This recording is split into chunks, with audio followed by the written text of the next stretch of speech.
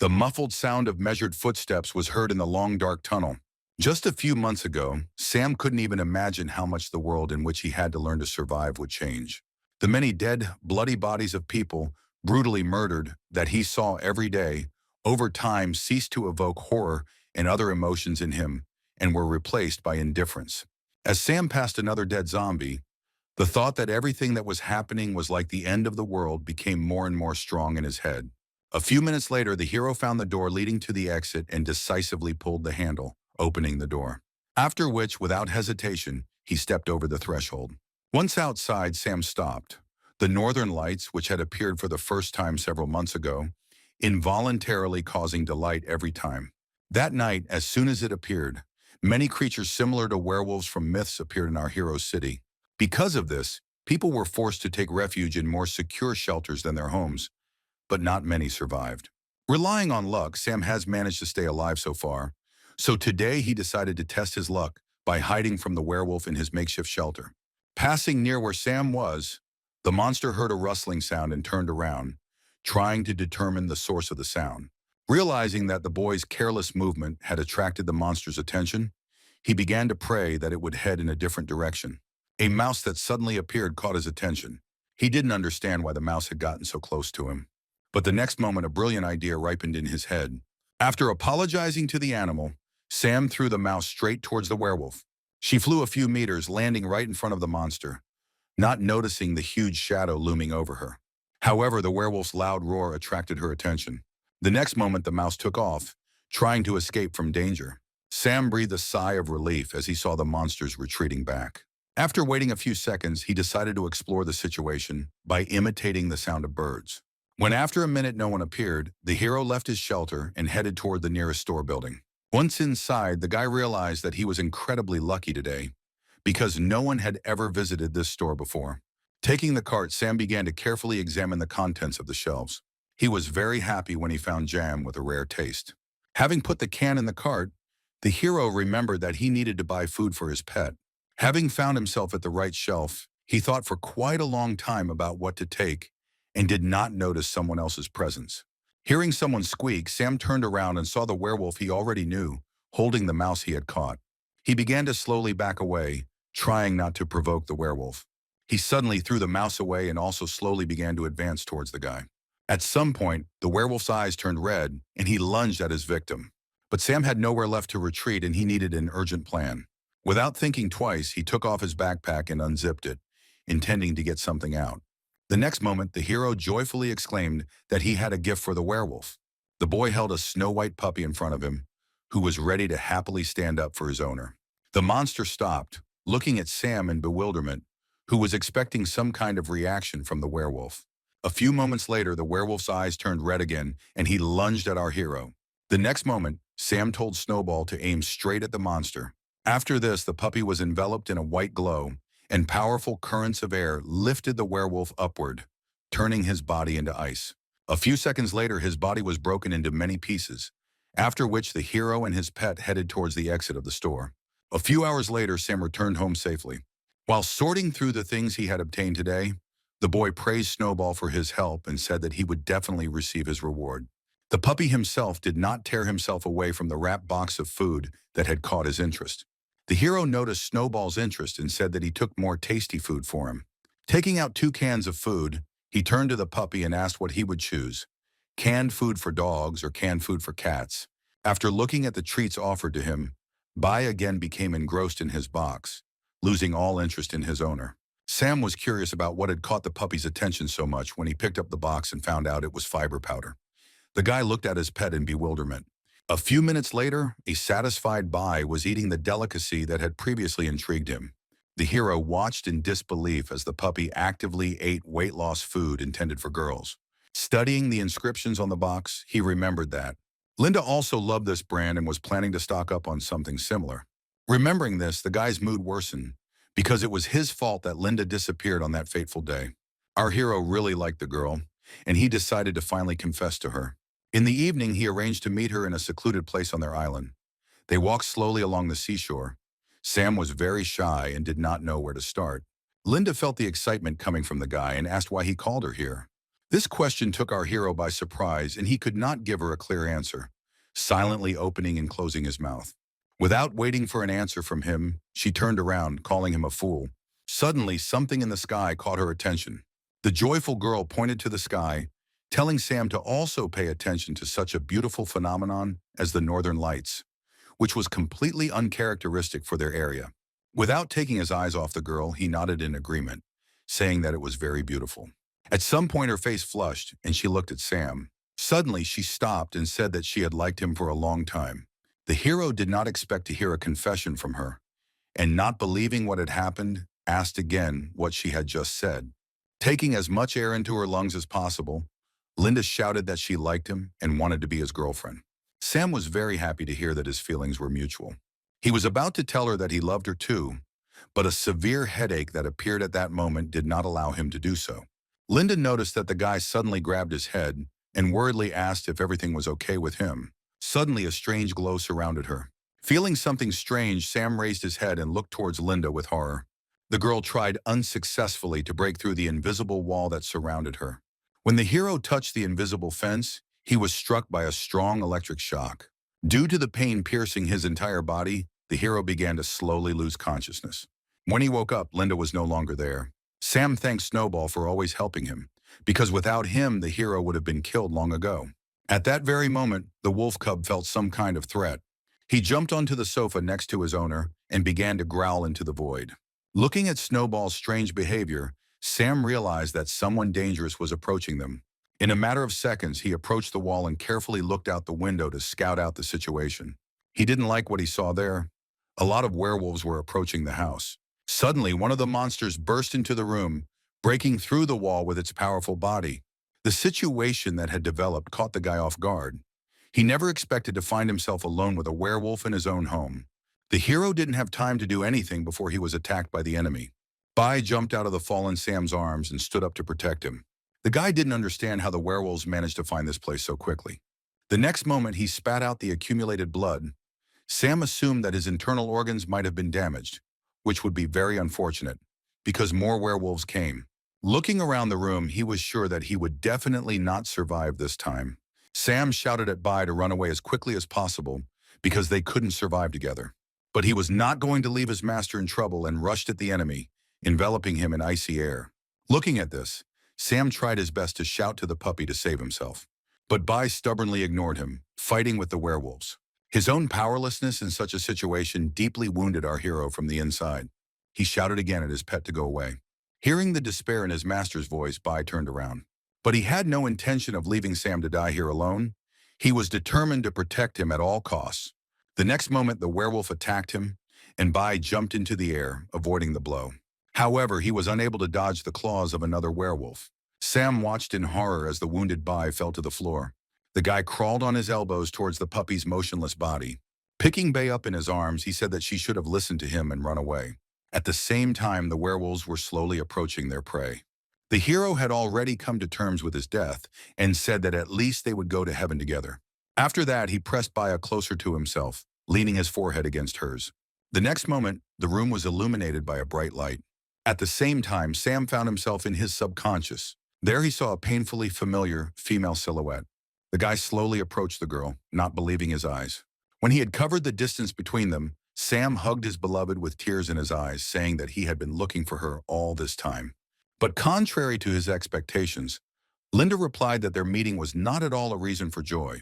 Turning the girl towards him, Sam asked excitedly if everything was okay with her. In response, she quietly said that if he had not taken her to that ill-fated place that day, everything would have been different. The next moment, Linda raised her head and said angrily that if that had been the case, she would not have died. Listening to her, he tried to object, saying that she was wrong. In response to his words, the girl smiled and said that if everything was as he said, then he was obliged to prove to her that he was not a weakling. At that very moment, our hero's body was enveloped in a blue glow, and he began to slowly rise from the floor. His eyes were blazing with rage. Sam was determined to get rid of all his enemies. A moment later, one of the werewolves ran at him. Suddenly, Sam's pupils became vertical, like an animal's. He held back the werewolf's onslaught with his bare hands, preventing him from injuring himself. At some point, the monster's hands began to be covered with a thick layer of ice, which spread further across the body with each passing second. Without letting go of the monster's hand, Sam jumped up, becoming level with his opponent. The next moment, he sank his teeth into the werewolf's body. From the pain of the torn flesh, the monster fell on its back. The hero was glad that he had finally managed to show his strong side and confront the enemy on his own. At the same time, Linda's gentle voice whispered to him to kill everyone who stood in front of him without any hesitation. The guy rushed at the two werewolves standing in front. Time seemed to stand still for the monsters. The speed at which Sam was moving was too great.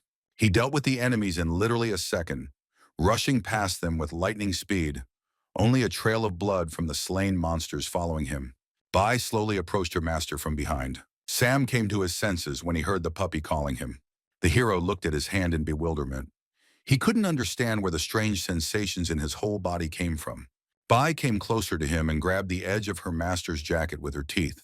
Noticing that Bai was trying to pull him somewhere, Sam looked at his pet, asking what she was trying to do. In response, Bai let go of the fabric and headed somewhere forward, hinting that the guy should follow her. A sudden bright light made Sam cover his eyes. The image of Linda, dear to his heart, appeared before him again. The next moment, the happy girl rushed towards him, embracing Sam. She was glad that he had returned. The guy was also happy to be reunited with his beloved and followed her example, hugging her. They stood in this position for several seconds, which for Sam felt like several hours. At some point, he opened his eyes, returning to reality. Looking at his palms, the guy did not understand what had just happened to him. Raising his head, he saw the headless corpses of monsters in front of him. Sam couldn't believe that he had done all this. Suddenly, he remembered how he met Linda in his dream. Immediately after this, images of how he personally dealt with the werewolves began to appear in his head. The memories that came crashing down on him gave him a severe headache. A few moments later, the pain subsided, and the hero tried to analyze what had happened and understand how exactly he had managed to do all this. All this time, Bai stood next to him, sadly watching her master's torment. Sam looked down and met his pet's eyes. By the time they got outside, the night was gradually drawing to an end. The hero stopped, looking sadly at his now former home for the last time. Sometime later, Sam and Bai entered another house, which the guy had prepared in advance for such an occasion. Having looked around the room filled with boxes of supplies, the hero was confident that this would be enough for them while they were recovering. Sitting on the floor, Sam pulled Bai onto his lap, telling her that next time she wouldn't have to risk herself to save him. After which, he began to treat her wounds with a napkin previously soaked in alcohol. A few minutes later, he noted that Bai's condition had improved greatly, and his own wounds no longer seemed so serious. Afterwards, Sam bandaged Bai's body to prevent infection. He lifted her up and, looking into her eyes, told her to always listen to his orders from now on. But in response, the puppy bit him on the hand. The guy looked at Bai with resentment, not understanding why she treated him this way. Sometime later, Sam came out of the shower. Running his hand over the fog glass, he noticed that his wounds had indeed healed very quickly. He looked at his body carefully for a few more moments. Suddenly, the hero punched the neighboring wall. The tile beneath his fist crumbled, and a hole appeared in the wall. Sam was surprised to realize that not only had the pain gone, but his strength had also increased significantly. Coming out of the bathroom, he noticed Bai sleeping nearby, and assumed that the changes in him were somehow connected to her. Taking another towel, the guy headed towards the puppy, after which he carefully covered Bai with a towel, trying not to disturb her sleep.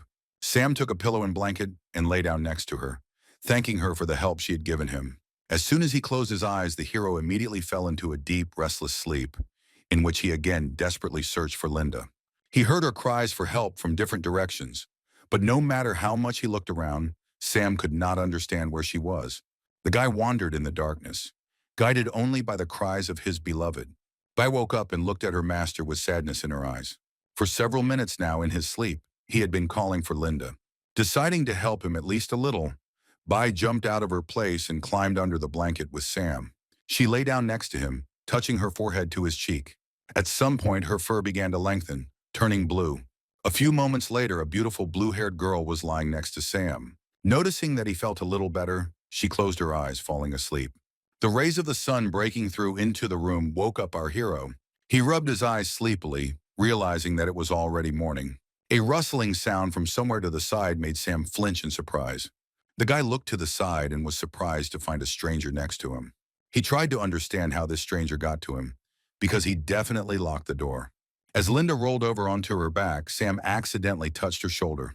He immediately pulled his hand back and looked at his palm in bewilderment. The next moment it dawned on him that there was a girl lying next to him. Pulling himself together, Sam cautiously asked who the stranger was and what she was doing in his house. The girl sat up and sleepily rubbed her eyes. Sam was shocked to see her face. Linda was sitting in front of him. He immediately hugged her, happy that she was finally back. Realizing that he was hugging her bare skin, the hero instantly pulled away from her, and his face turned a deep shade of red. The guy jumped to his feet and turned away, apologizing to her. Standing with his back to her, he told her to get dressed quickly. Linda instead walked up to Sam and began to peer closely into his face. The next moment, to his surprise, the girl licked his cheek, causing the guy to blush. Taking a step back, he asked in surprise what she was doing, even though their feelings were mutual. He was not ready for their relationship to develop so rapidly. Seeing Sam's face turn red, the girl used her ability and directed a cold stream of air at his face. This clearly helped, and now, instead of embarrassment, our hero's face showed surprise mixed with bewilderment. He noticed the wounds on the girl's arms and shoulders, and a crazy thought occurred to him. Sam decided to make sure of this and dispel his doubts. He asked if she was bi. In response, the girl licked the guy on the cheek again. Sometime later, the hero managed to find a box of clothes suitable for Linda. He hesitated and handed her the neatly folded soft cloth. He watched as the girl tried to understand the purpose of this or that item of clothing. With a heavy sigh, Sam offered to help her, realizing that the girl did not know how to dress herself. Trying not to look at her, he helped her get dressed. The guy convinced himself that this was not the real Linda, but just Little Bai. Even though he tried desperately to convince himself of this, it was really difficult to believe it. Her appearance constantly convinced him otherwise. After several excruciatingly long minutes, they finally finished, and Sam lay down tiredly on the floor, saying that dressing another person was really hard. He was glad that Linda had some spare clothes in the warehouse, but he was tormented by the question of why Bai had adopted an image so dear to his heart. He could not help but perceive her as the real Linda. With each passing day, Sam understood less and less what was happening. As the girl approached him, he turned his head towards her, saying that he wanted to stay in a safe place with her and wait for help. But he had not seen rescuers for a long time, and the situation in other areas was unknown to him. Sitting down, the guy admitted that he was worried about his parents and the real Linda. He looked at his palm for a few seconds, tormented by doubts about his new abilities. Sighing, Sam turned his attention back to the girl, saying that he still knew too little about what happened 2 months ago and where all these monsters came from. Linda looked at the guy with interest all this time. A moment later, she came closer to him and lay down on his lap. Sometime later, they got outside, and Sam was reconnoitering the situation, carefully studying the neighboring streets through binoculars. He was not happy that the whole area was taken over by werewolves. Looking into the distance, the hero wondered where other survivors might be. His attention was drawn to Linda, who was staring at something. A feeling of uneasiness arose in his heart, and he approached her, asking where she was looking. In response, the girl pointed her finger at a point in front of her, and Sam picked up the binoculars again, trying to figure out what was there. He saw 4 people running away from monsters. Lewis led his comrades, hoping to escape pursuit, but suddenly a werewolf appeared in front of them, blocking the way. Everyone began to panic because they found themselves at a dead end. Pulling himself together, the oldest man in the group shouted that they had no choice but to fight the monster. The woman asked how he was going to do this when they didn't even have a normal weapon against a strong and agile opponent. Suddenly, their attention was drawn to someone's shout from above. Linda used her ice breath ability and attacked the werewolf. In an instant, she was covered with a thick layer of ice. Sam finally got rid of the enemy, breaking him into small pieces. Then he turned to the team of people and asked if they were okay. They looked in horror at the pair of people standing in front of them who had destroyed the monster with their bare hands. Driven by fear, they ran screaming as far away from here as possible. Not noticing the huge shadow approaching them, Sam turned to his partner in confusion and asked why they had run away from them. Suddenly, a loud werewolf roar was heard from behind. The hero immediately turned around at the sound. Looking at him, the guy noted that this werewolf was different from his fellows. Looking at Linda, he noticed that she was very tense. At some point, the werewolf began to be surrounded by small lightning bolts. The hero approached the girl, saying that this time they had met a strong enemy. For a few seconds, they stood motionless, waiting for the monster to attack. Sam noticed that for some reason his body felt heavier than before. At that moment, the werewolf attacked them, but Sam and Linda jumped up, avoiding the enemy's claws. The guy shouted for his partner to freeze the werewolf. She listened to his words and used her ability. But the monster began to roar, and the lightning bolts became stronger. When the lightning hit Sam and Linda, they were unable to dodge and a sharp pain pierced their bodies. The guy managed to land on his feet. He suggested that the difficulty in movement was due to the ability of lightning. Sam took a few steps back, realizing that if he got too close to the werewolf, the body would become difficult to control, and they would have to avoid close attacks.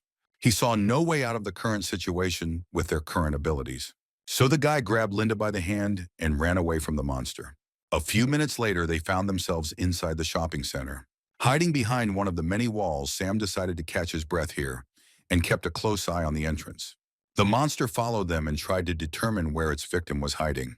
Studying the contents of his backpack, the guy came to the conclusion that he did not have any weapons, not even an ordinary knife.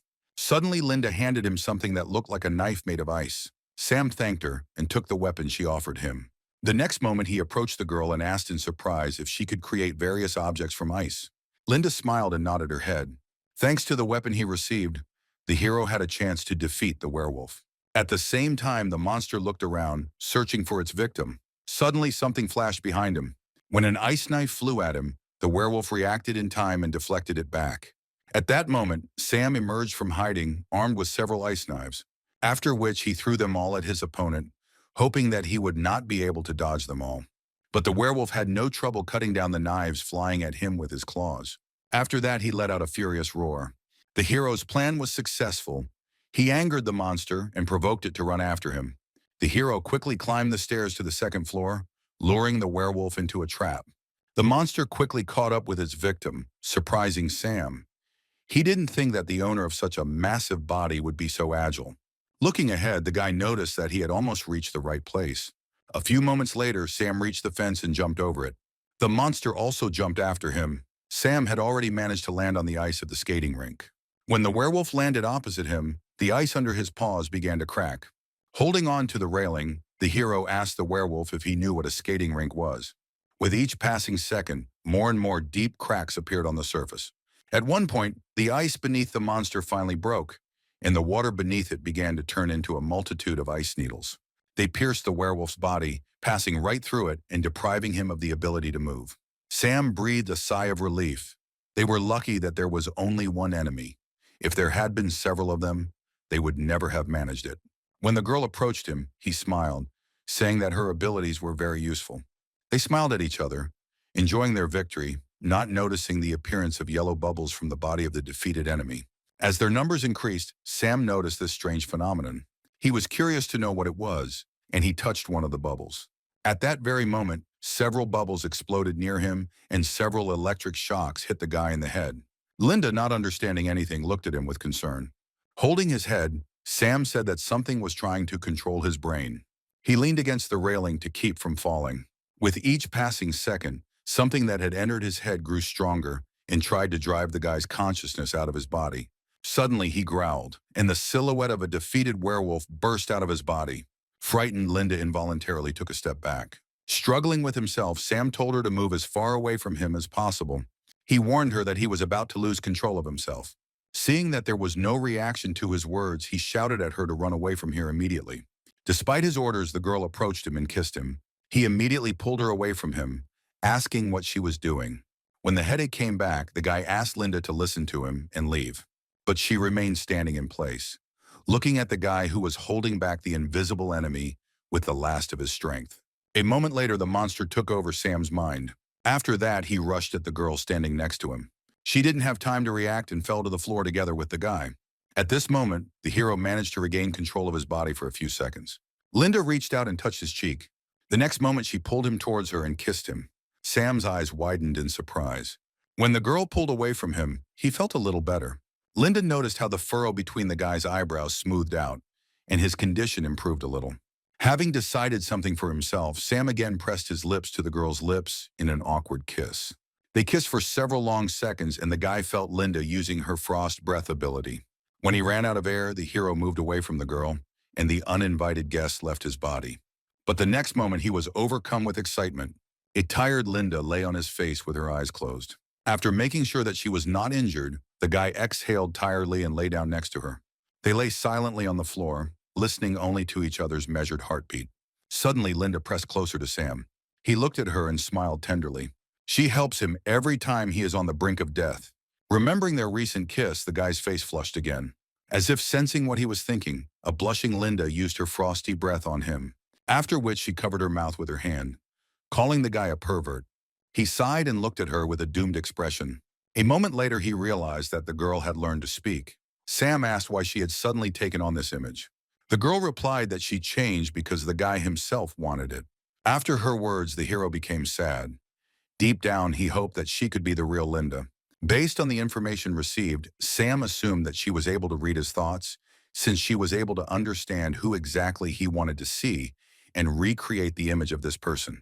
Linda confirmed his assumption. He nodded, saying that he should indulge his fantasies less in relation to his beloved. The hero decided to switch to another topic, asking the girl where she came from and why she appeared here. Linda admitted that she didn't remember anything about it. Sam sighed in disappointment and stood up from the floor, after which he angrily hit the wall, unconsciously using the power of lightning. He was angered by the lack of any information about what was happening to his world. When the guy looked at his hand, he was surprised to note that it was the same ability as the werewolf he had defeated. Sam assumed he got it after he absorbed the monster's aura after it died. Linda came up to him, took his hand and asked if everything was okay with him. Despite his assurances that he was fine, the girl began to lick his bruised hand. He suddenly realized that after her last victory over the werewolf, Linda had turned into a human, and now she had started talking. Grabbing her by the shoulders, the guy joyfully exclaimed that most likely all their changes were connected with the number of monsters killed. Having heard this assumption, the girl looked at him doubtfully. Sam exhaled and said that they would have to test this theory on their own experience, after which he took his backpack, saying that they needed to move on. But the girl remained standing where she was. Sam turned around and asked why she wasn't coming. She said that if the hero likes her, he should call her Linda, and if not, then bye. The surprised guy stared at her for a few moments. Then he approached her and stroked her head, calling her Linda. A few minutes later, they were outside again. Coming around the corner of the house, Sam warned Linda to be careful. Having made sure that the path was clear, they moved on. The guy was glad that their fight did not attract other monsters. Suddenly, he noticed a backpack lying on the road. They came closer, and an unflattering picture opened up before them. The guys they saved earlier were brutally killed by another werewolf. Sam knelt down next to the stranger's backpack, feeling sorry that he hadn't been able to save them from something like this. Suddenly, someone approached them from behind and pointed a gun at Sam and Linda, telling them not to move. The hero rose from his knees and, noticing the girl's fighting spirit, asked her not to attack. The boys shouted at the strangers to move away from the bodies of their friends, after which one of them ran up and examined the dead bodies of his comrades. Richard turned to Sam and pointed a knife at him, asking why they killed his friends. Without waiting for an answer, the boys shouted that he would definitely avenge their murder. The guy frowned, calling Richard an idiot. After that, he used his new ability and sent an electric discharge towards the boys. Richard threw the knife aside and it fell at Sam's feet. Picking it up, the guy said that the wounds left on the bodies of their friends could only be inflicted by a werewolf. Coming closer, he pointed a knife at Richard, saying that even if chaos reigned everywhere now, they should not attack everyone with weapons. The guy who suddenly appeared shouted at Sam to stop and was ready to attack. Linda reacted faster than Sam and rushed to block the enemy's path. She made it in time and used her ice to block the enemy's fire. The hero was amazed that someone could control fire. Pulling himself together, he told Linda that they had to deal with that guy as quickly as possible so as not to attract the attention of the monsters. Then he poured some of his power into the ice barrier. A moment later, the barrier was destroyed. Seeing the lightning in Sam's hand, Alexander was very surprised that two strangers had superpowers. Suddenly, Sam moved forward, approaching Alexander. A few seconds before the collision, he managed to activate his fire. With each passing moment, the flames grew stronger, and Sam was powerless against them. But Alexander had no intention of weakening his fire to allow the enemy to reach him. The hero jumped back a few meters and watched Alexander for a few seconds, whose flames gradually calmed down. Suddenly, the howl of monsters was heard, attracting everyone's attention. A few meters away from Alexander, there was a crowd of werewolves. Sam shielded Linda, and after analyzing the monster's behavior, assumed that they were not their target. Switching to a whisper, he said that they needed to seize the moment and escape. When Sam turned around and took a few steps, he heard Alexander's voice, who said that he would definitely protect everyone. The boy's words echoed unpleasantly in our hero's heart. and he clenched his fist, holding back the force that was bursting out. He couldn't afford to run away like a coward again. Alexander covered his comrades with his body, waiting for the right moment to attack. Suddenly, one of the werewolves rushed straight at him. Linda immediately froze the monster, preventing it from moving further. Sam, in turn, used physical force to break the frozen enemy into pieces. Then he ran ahead of Alexander and his friends, shouting for them to move as far away as possible. The hero was alone with several werewolves. Dropping to his knees, he fired an electric bolt into the ground, striking his opponents. A few moments later, the werewolves fell dead. Sam noticed that using this ability was using too much of his strength. Suddenly, he felt a severe pain in the heart area. Sam didn't understand what was happening and why his heart began to squeeze. Alexander destroyed the werewolf that wanted to attack Sam. Afterwards, he returned to his friends, asking if everything was okay with them. Having made sure that the boys were okay, Alexander thanked our hero for the help he had provided. Suddenly, Greg intervened in the conversation, saying that Sam and his companion had killed several of his acquaintances. Alexander hit him on the head, saying that if that were the case, this guy would not have helped them. Linda noticed that something was wrong with Sam and looked at him with concern. Suddenly, he began coughing up blood and then lost consciousness. A few hours later, the guy began to come to his senses. Opening his eyes, he saw Linda sitting with tears in her eyes. Smiling tiredly, the guy called the girl by name. Stroking her head, he said that he was fine, and there was no need for her to shed tears. Unexpectedly for himself, the hero felt someone pulling his clothes off. He asked Linda why she was doing this, but she replied that she had not done anything like that and put her hands in front of her. Sam lifted his head and saw the stranger lift his t-shirt and examine his stomach. At some point, she sank even lower. Sam's face turned red from the embarrassing situation.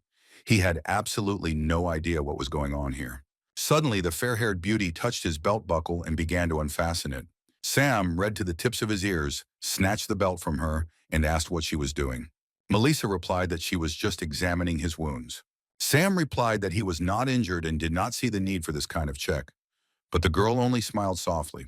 Afterwards, she stood up and said that in that case, she would not take off his pants if he lay still. Looking at Linda, Melissa asked if she was his girlfriend.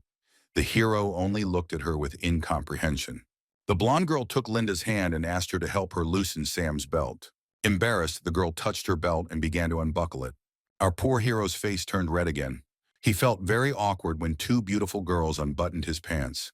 Melissa suddenly looked at Sam's face, checking his reaction. Seeing his expression, she laughed and said that he was actually quite a lecher. After this, the girl placed her hands on his stomach, saying that she hoped that after the treatment, he would be just as cheerful. The next moment, a green haze began to emanate from her palms, and Sam felt pain where her hands were. Melissa said that she had healing abilities and was now going to start treating his internal organs, so he needed to be patient. Suddenly, she said that the guy was very lucky. He absorbed a large amount of animal energy and stayed alive. Sam's cries of pain continued for another hour. When the treatment was finished, Melissa sat down tiredly on a chair. She said that she healed all his internal wounds caused by the beast energy. Afterwards, she said that now she needed to go and rest, and Sam and Linda could do whatever they wanted. Having said this, the girl immediately fell asleep, causing the guy to be puzzled. However, the next moment, surprise was reflected on her face that Melissa woke up as quickly as she fell asleep. For some reason unknown to Sam, her face turned red, and she asked excitedly what they were doing there. After which she got up from her chair and ran out with her eyes closed, saying that they could continue and she would not disturb them. The hero, not understanding anything, looked at Linda, asking what Melissa, who had just run away, was talking about. A few minutes later, Linda helped Sam down to join the rest of the boys. Alexander noticed the arrivals and said that Sam already looked much better than before. The hero smiled and thanked him for his concern. Alexander replied that in the present time, everyone needs mutual assistance. Suddenly, one of the girls ran up to them and said that she had very important news. They finally managed to receive a radio signal from the city of N. Alexander and Sam's faces reflected strong surprise. Sometime later, our heroes moved to the control room, and Anna turned on a recording from which they learned that since July, mutated animals began to appear in all corners of the world, and the city of N was also very badly damaged. It was also stated that with the help of army forces, they managed to bring the situation under control. But due to the disruption of transport and communication systems, rescue operations will be temporarily suspended. Alexander asked if it was possible to contact someone from City N, but Anna replied that this was impossible. She explained that after the laser radiation appeared, The satellite systems also malfunctioned. They tried to send a letter by fax, but never received a response. The guy didn't like what he heard and started yelling at the girl to keep sending messages as long as she could. Anna just nodded her head sadly. Sam and Linda looked from the monitor to Alexander. Covering his eyes with his hand, he apologized, saying that he was a little out of his mind. Anna looked at him and said that everything was fine. She would continue sending messages until she received a response from the city of N. Turning around, he headed towards the exit of the room, thanking her for her concern. Finding himself in the corridor, the guy slowly slid down the wall. Sam approached and tried to console him, saying that he shouldn't worry so much because they now knew that the city of N was relatively safe. Alexander agreed that he was very worried about this. He explained that people going out to search for supplies have begun to die more and more often at the hands of werewolves. Some even decide to commit suicide due to intense pressure. Sam listened to him silently. He himself understood perfectly well what it was like to try to survive alone and not die at the clutches of monsters. Raising his head, Alexander admitted that he was afraid that one day he might simply not be able to bear it all. Sam knelt down next to him and told him that he should look at it from the other side, because he seemed much stronger than the others. Afterwards, the hero looked at the guys who were running around the hall and sorting through boxes of supplies. He said that in such turbulent times as now, many have to sacrifice themselves, but it is still impossible to save absolutely everyone. Smiling, the guy said that for those whom Alexander had already saved, he was a real hero. After listening to him, Alexander slowly stood up. Afterwards, he extended his hand to Sam and said that his name was Alexander and that he was a teacher at the second school in the city of N, and asked what the hero's name was. Sam shook his hand and introduced himself, saying that he was a student at Beijing University. Afterwards, the hero looked down again and noted that many people here were dressed in school uniforms. He asked how they managed to get to this island. Alexander, emerging from the adjoining room with 3 cans of cola, replied that they had come here on an excursion, but unforeseen circumstances had forced them to stay longer. Sam asked if he knew anything about the appearance of werewolves. Handing him the can of drink, Alexander replied that he knew little about it. He only knew that on the day the northern lights appeared, many people disappeared. He saw this glow, after which he lost consciousness. While he was unconscious, he was transferred to a safe place. Sam asked how Alexander got his abilities. Looking at him, the guy replied that he himself did not know this. He discovered his gift of fire control since Melissa saved him. Looking at the blonde girl standing below, Alexander said that if Sam wanted to know more information like this, he would be better off asking Melissa. He explained that the girl had previously worked as a school nurse, and although she was not particularly talkative, she must know quite a lot of information. Sam asked the guy why he thought that. Alexander replied that she did not disappear that day after being hit by a strange beam. Afterwards, he asked Sam what he intended to do next, but he replied that he hadn't thought about it yet. He just wanted to get out and see, maybe even learn something about what was going on in the world. After listening to him, Alexander invited him to join their group so that they could protect each other. Sam was surprised that he was offered to join someone's team. Alexander promised in that case to definitely take him to Melissa. Suddenly, someone interrupted their conversation and asked with displeasure why Alexander was inviting just anyone to their group. Derek said that their resources were too limited and they didn't need extra mouths to feed. Alexander ignored these words and wanted to introduce his guest to the man. Derek's gaze settled on Linda.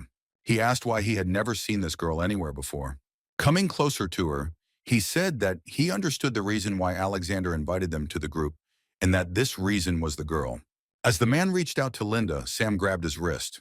The guy glared at Derek and said that he should watch his words. When the hero began to twist his wrist, the man howled in pain and shouted that his uncle was the one who opened this school and his uncle would not leave Sam unpunished. An agitated Alexander asked Sam to let Derek go because his uncle was really in charge here. The teacher tried his best to calm Sam down, but it seemed like he was paying no attention. A few moments later, when the guards came to them, the hero finally let Derek go. Once safe, he ordered 2 men to deal with his attacker immediately and broke his arms. Following his order, 2 guards rushed at Sam. Derek was confident that his men would deal with the arrogant boy in a matter of seconds. However, everything went against his expectations. Both guards were thrown into the wall by Sam. The next moment, Derek felt a finger on his face. Sam asked who was going to break whose arms here. Alexander watched what was happening in horror and tried his best to calm Sam down so that he would not make a mistake, led by his emotions. But the hero really didn't listen to what the teacher was trying to convey to him and slammed Derek's face into the wall. When he let go of the hand that was holding the man, Derek's body began to slowly fall down, leaving behind bloody streaks. Sam said that if he behaved like he did today again, next time the hero would paint Derek's face all over the walls of the school. After that, he headed for the exit, telling Linda that they had to go, while a worried Alexander sat down next to the unconscious man, not knowing what to do. When they left the building, it was already night outside. Sam pitched the tent he had found earlier outside, where he and Linda would spend the night.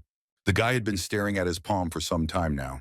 Remembering today's incident, he tried to understand why he had become so hot-tempered. Sighing, the boy assumed that the werewolf aura was affecting him in a similar way. Looking at the girl lying next to him, he remembered that right now he had one more important thing to do.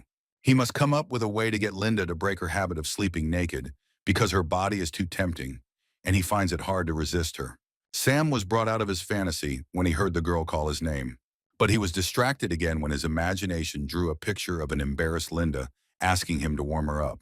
He approached the girl, pursing his lips for a kiss. Linda used her icy breath to stop Sam's attempts to kiss her, after which she lay down on his lap, saying that he shouldn't think about perversions. An embarrassed Sam dried his wet hair with a towel and explained that any normal guy would have reacted the same way if he saw Linda sleeping. The girl blushed and replied that she was not yet ready for this kind of thing. The hero thought about what she had just said. Suddenly, the thought entered his head that perhaps in the future Linda would want this with him. Noticing that Sam was thinking about indecent things again, Linda once again used her icy breath to cool his ardor. At the same time, loud voices were heard from the director's office. Derek vowed to get to Sam and destroy him while the doctor treated his damaged nose. He didn't forget about Alexander either, saying that he was just watching his suffering. The man asked his father to send people with superpowers for Sam. France replied that he was just an ordinary boy and that destroying him in this way would be a waste of effort. Smiling slyly, the man said that Derek should wait a little. They would deal with him after they carried out their plan. At the same time, Sam lay and thought about his parents. He hoped that they were safe now, because they worked on military bases. Linda was already fast asleep, pressed against the guy's warm body. Deep down, Sam was still unsure who exactly this girl was. Bai or Linda? And if it was Bai, then where had the real Linda disappeared to? Raising himself up on his elbows, he pulled the blanket that had slipped off the girl higher. Looking at Linda peacefully snoring, he remembered how many times he had dreamed of spending the night with his beloved, but he would never have thought that it would happen like this. As he ran his fingers through her locks, he thought that no matter who she really was, in the end he could see this situation as the fulfillment of one of his many wishes. Kissing the girl on the forehead, Sam wished her good night. This night has passed and a new day has come to replace it. The birds sitting on our hero's tent sang their songs, waking the guy up. That night, Sam couldn't get a good night's sleep because of the girl clinging to him. He didn't understand how a normal man could fall asleep in such a situation. Covering his eyes with his hand, he asked himself whether all this was happiness or torture. Thinking about what would happen if he ever lost control, Sam headed outside. Once outside, he saw Melissa in the backyard of the school. Approaching her, Sam greeted the girl. She turned around at the sound of his voice and hesitantly wished him good morning. The guy thanked her for Melissa curing him yesterday. Embarrassed, she replied that it was not worth thanking. Afterwards, the girl said that if he had no business with her, then she needed to go. Sam called out to her, saying he wanted to ask her about the Northern Lights. Melissa stopped and asked what they were talking about, and the guy explained that that night a lot of strange rays appeared, because of which many people disappeared without a trace. He shared that he also knew that Melissa was the only one who did not disappear after that beam. The girl suddenly lost consciousness, but Sam managed to catch her before her body fell to the ground. The guy was amazed at the girl's ability to fall asleep anywhere. A few seconds later, Melissa opened her eyes. After this, the girl looked closely at the guy's face and said that, judging by the bags under his eyes, he and Linda had worked hard last night. Cupping his face in her hands, she said that young men needed to be able to control themselves. Otherwise, it would be too much trouble to find a new girlfriend after Linda left him. Sam replied that she had misunderstood everything, and he was surprised at how quickly a person's behavior could change. Melissa smiled as if asking if this was true. The next moment she clung to him, running her fingers over his stomach. The stunned hero asked the girl to stop. Suddenly, he felt the air temperature around him drop sharply. All this time, Linda stood behind the guy and watched the sweet cooing of these two. When Sam turned around, he was met with an angry expression on the girl's face. Linda approached him and shielded the guy with her body, telling him that Melissa shouldn't teach him any weird things. The girl just laughed and asked why Linda was holding him so tightly, since no one was going to take Sam away from her. Melissa fixed a stray lock of hair and said she wasn't going to tease her anymore. Turning her back to them, she said that she could tell them everything she knew about the Rays. But before that, the girl set one condition. Sam asked what this condition was. Turning around, she replied that she wanted to be with him. The hero couldn't believe his ears and asked again if she really wanted to be with him. Smiling, the girl replied that although she had the ability to heal, she did not have the ability to fight, which is why she must find a reliable partner who could protect her. Sam hesitantly suggested that since Alexander also had a strong ability, it would not be more logical to be near him, especially since they worked at the same school, rather than offer something similar to a stranger. Approaching the guy, Melissa poked him in the chest, saying that he had a third-party program. Sam didn't understand what she meant. The girl explained that after the radiation, many people developed abilities. Alexander had only one of many supernatural abilities that awaken naturally. Such people can increase their strength only through physical exercise, but their progress is very slow. Sam is different from these people. He is able to quickly improve his abilities by hunting monsters. This is all explained by the fact that he has a special ability that allows him to make a contract with werewolves. Melissa said that Sam is the same as normal monsters, but he has a program that can absorb the powers and souls of killed monsters. Sam was shocked to learn that he was able to form contracts with werewolves. Smiling, Melissa asked if his sweet companion had told him everything. Turning to Linda, Sam asked with desperation in his voice if she had made a contract with him to give him abilities. Looking away, the girl replied that everything was just like that. Having received her answer, the guy asked where the real Linda was. The girl hesitated, not knowing what to answer him. Melissa suddenly intervened in the conversation, saying that there was a possibility that she was the real Linda. Sam looked at her with confusion. He said that she used to be a normal white puppy. Melissa explained that in fact no one disappeared from this world because of those rays. It was just that some people became werewolves. The guy found it difficult to accept this and asked how this was even possible. Grabbing his chin, the girl reminded him of the conditions. The guy had not yet promised to take her under his protection. Afterwards, she let him go, saying that it was time for her to go and that Sam should think carefully about her proposal. Having said this, she switched off again and fell into his arms. Sam was once again amazed that the girl fell asleep so quickly. Linda ran the end of a strand of hair near Melissa's ear, checking to see if she was really asleep. A few moments later, Melissa opened her eyes. Seeing Sam's face in front of her, the girl blushed deeply again. After that, covering her eyes with her palms, she ran away from there.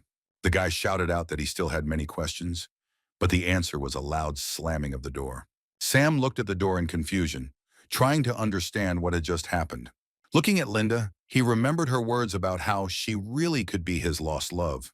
Along with this came the realization that all the werewolves he had killed previously were also people. At that moment, Alexander approached them. Stopping in front of Sam, he announced that the principal of this school wanted to see him. Sometime later, the three of them walked along the long corridors of the school, the walls of which were hung with countless awards and portraits, which Sam carefully examined along the way. Alexander asked his friend to be careful when meeting with the director. Sam said that he shouldn't worry about it. The guy promised to try his best to restrain himself so as not to cause unnecessary problems. The teacher thanked the boy and, stopping at one of the doors, said that they were there. After that, he knocked on the door, saying that Sam was here. A couple of minutes later, they were all already in the director's office. Derek asked what he didn't understand about his uncle's words when he told Sam to kneel. The hero was barely able to restrain himself from attacking Derek right there, but Alexander touched his shoulder, reminding him of their recent conversation. The man standing by the window told his nephew to kneel down, but he became indignant, asking why he should do that. Derek was not happy with having to kneel before the one who had wounded him. France slapped him. He was not a man who was used to hearing objections to his orders. Towering over Derek, he reminded him that he always talked about joining forces and saving as many survivors as possible. But despite all his instructions, Derek constantly creates problems for him. If he weren't his nephew, he would have been kicked out of here long ago. Alexander tried to intervene and calm the man down, but France raised his hand, gesturing for him not to interfere. Afterwards, the man ordered his nephew to return to the room and think about his behavior. and he also forbade Derek from leaving there without his permission. Derek had no choice but to accept such punishment. After this, he left his uncle's office. Having seated his guests, France asked if they had heard yesterday's broadcast. After receiving a short nod in response, the man stated that, given the current situation, they were not worth saving, so he planned to expand the size of their shelter and help as many people as possible. Alex intervened and said that since most of them were normal students and he was the only one with abilities, it would be great if Sam joined them. Smiling, the director admitted that he had called them here because he hoped that Sam would be able to stay and help them search for supplies and rescue survivors. The hero replied that although he and Linda had abilities, they were still students and were unlikely to be of much use. The director stood up from his seat and said that Sam could offer his own terms on which he was willing to stay, and France, for his part, would do everything possible to make them a reality. The man said he understood that Sam and Linda were really taking a risk. As he approached his desk, he suddenly stopped. France said that if so many people had not died when he suggested going to port, he would not ask them to do so now. Alexander responded to his provocation by saying that the blame for that incident lay with him, since it was he who had lost a dozen people trusted to him. The director replied that it was not his fault. It was a collective decision to go to the port. Sam and Linda, who were sitting, listened attentively to the conversation and tried to understand what kind of trap they wanted to lure them into. Sam knew perfectly well that the port, teeming with monsters, was the only link connecting their island with the outside world. And knowing this, it was not difficult to guess that they were trapped on this island. The hero decided to intervene in the conversation, saying that instead of wandering aimlessly around the island, it would be best to stay and see the situation. The director replied that he was willing to stay and do everything he could, but if anything went beyond his capabilities, they would run into problems. Sam said that he could stay late, after which the man would decide whether he needed the guy's help or not. France thanked him for his understanding and asked the teacher to show the guests their rooms. After this, Sam and Linda got up from their seats and headed towards the exit. The director was glad that everything went according to his plan. A few moments later, Derek entered the office. He wasn't sure if he should do this to them when Sam and that girl were just mediocre in their abilities. The man just patted his nephew on the shoulder. Approaching the window, he said that when he gains absolute power, image will no longer have any meaning at all. France was sure that the winged wolf would wake up soon. All they had to do was hide as many people here as possible. He firmly believed that the winged wolf would definitely fall into his trap with people as bait. The next day, Alexander conducted a briefing for the students who would go with him on reconnaissance. Sam approached the teacher and asked if he needed help with something. Alexander asked them to bring gasoline from nearby. He said that there had been no werewolves in that place lately. When Melissa approached him, the teacher asked if something was wrong. She replied that several patients had just arrived, but they didn't have some medicines and asked if he could bring them. Alexander replied that most of the medicines in the areas they usually go to have already run out, and for this they would have to go to a new place. Sam suddenly intervened and asked to give this task to him because he knew where to get many drugs. Alexander doubted and asked about the guy's condition. The hero replied that he was already completely fine. With a heavy sigh, the teacher agreed and asked the boy to be as careful as possible on this task. Melissa asked him to come with her so that she could give him the list of necessary medications. Sam and Linda followed the girl in silence. The guy decided to talk to her when her other, more talkative personality woke up. Suddenly, Melissa stopped and asked what decision the guy had made regarding their conversation yesterday. Sam looked at the girl with incomprehension. Smiling, she touched his chin and asked if even with his abilities, he couldn't recognize her. Linda used ice breath on the guy, saying that now was not the time for flirting. A few moments later, Sam hesitantly asked if Melissa was truly sure he had the strength to protect her. The girl replied that with his current abilities, he would not be able to do this, but she knew a shortcut to becoming stronger. Smiling, she made him another tempting condition. By accepting her offer, Sam would be able to quickly improve his skills and make out with two beautiful girls at once. The guy gave in to her pressure and accepted the offer. As a reward for Sam accepting her offer, Melissa decided to share some important news with them. She said that the number of werewolves on the island had increased significantly. The girl was confident that with their current strength, Sam and Linda shouldn't have any problems with a small crowd of low-level monsters. But if a guy meets a high-level werewolf with abilities, then it's better for him to avoid combat. Melissa had no idea how exactly they had managed to defeat one such werewolf, but Sam had to be aware of his power gap against such opponents. She reminded him that even if he defeated such a monster again, his soul would continue to fight and try to take over Sam's body.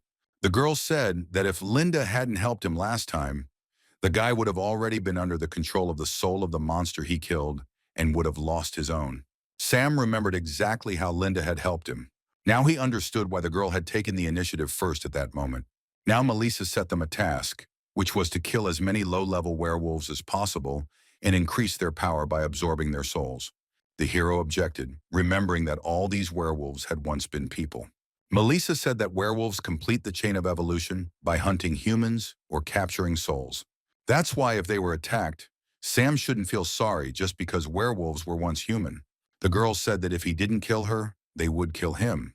After which she pointed her finger at the area of his heart. Sam wondered if there was a way to turn them back into humans, like what happened to Linda. Melissa replied that even she didn't know that. She explained that because she had received too much information that day, she had forgotten a lot and needed to restore the lost fragments of her memories. Sam asked if Linda could also restore her memory with her help. Melissa replied that she couldn't help with that, but she was sure that one day Linda would fully regain her memory. Approaching the guy, Melissa whispered in his ear what he was going to do if Linda regained her memory and she would kill monsters that were people. Looking at the stunned guy, the girl said that most monsters still like to kill people. After being surrounded by a strange light, a lot of different information began to fill her head. Her mind and body also began to change. She admitted that this information completely rewrote her thoughts and consciousness. If another soul were to inhabit it, it would also turn into a monster, like the werewolves outside. As for Linda's condition, the girl suggested that most likely something went wrong during the transfer of information and serious gaps appeared in her memory. Turning around, Melissa said that the moment her memory returned, it would be unknown whether she would become a monster that needed to be killed or Linda. Although Sam hated to think about it, he knew perfectly well that Melissa was right. The guy patted Linda on the head, telling her not to worry about it. He was determined that even if her memory returned and Linda turned into a monster, he would be by her side and they would leave this world together. Sometime later, they set out into the city looking for the necessary pharmacy. As expected, Sam found all the indicated drugs in the pharmacy he had chosen, and having collected everything he needed, he shouted to Linda that it was time for them to return. Suddenly, on the shelf next to him, the guy noticed something that caught his attention. Melissa's request to also bring contraceptives came to mind. He doubted whether they really needed to be taken. The inner angel and demon argued among themselves, weighing the pros and cons. Sam himself, at that moment, covered his eyes with his hand and froze in indecision with his hand outstretched toward the shelf. Noticing the guy's strange pose, Linda took one of the boxes of contraceptives and asked if Sam needed it. The guy came to his senses and replied that it was not necessary and asked her to put the box back. The girl looked with interest at what she was holding in her hands and asked what it was used for. The guy didn't know how to explain this to her and smiled awkwardly, scratching the back of his head. Afterwards, he switched to another topic, saying that there was a store nearby and said that he would go there and see if he could find anything useful. The girl watched the guy walk away. A moment later, without him noticing, she slipped the box of contraceptives into the pocket of her dress. It took them only a couple of minutes to get to the store the guy had mentioned earlier. He suggested that we split up and look for useful things here. Turning around, Sam noticed that the girl was tense and staring fixedly out the store window. When he asked what happened, Linda pointed her finger somewhere on the street. She said there was a werewolf there that they could kill. Suddenly, Sam covered her mouth with his hand. The guy noticed several monsters approaching and hid with Linda behind the wall of the store. He was lucky, and a couple of seconds later, the werewolves headed in the other direction, passing by their shop. Only then was he able to breathe a sigh of relief and relax a little.